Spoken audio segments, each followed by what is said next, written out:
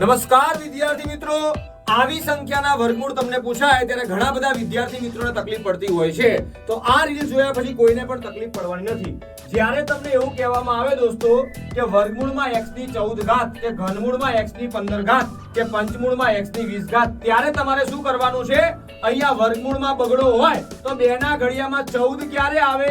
2 સિત્તા 14. તો અહીંયા જવાબ કેટલો આવતો હોય? 7 આવતો હોય. બરાબર. અહીંયા જોજો, અહીંયા ઘનમૂળમાં તગડો લખેલો હોય તો મિત્રો 3 ના ઘડિયામાં 15 ક્યારે આવે? તો 3 5 15.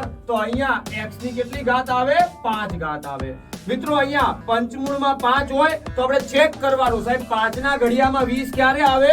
તો 5 ચોક 20. તો અહીંયા મિત્રો જવાબ કેટલો આવશે? 4 આવશે. એવી રીતે અહીંયા ઘનમૂળ છે, ઘનમૂળમાં તગડો લખેલો હોય, અંદર x ની 30 ઘાત છે. તમે વિચારો 3 ના ઘડિયામાં 30 ક્યારે આવે? તો 3 દાન 30. તો અહીંયા જવાબ x ની કેટલી ઘાત આવે? 10. જો તમને આ ટ્રીકમાં ખબર પડી હોય તો વર્ગમૂળમાં x ની 8 ઘાતનો જવાબ x ની કેટલી ઘાત આવે એ તમારે કમેન્ટ બોક્સમાં જણાવવાનો છે. અને આવી જ અવનવી ટ્રીક શીખવા માટે આપણી આ YouTube ચેનલને સબસ્ક્રાઇબ કરવાની છે. જય હિન્દ, જય ભારત.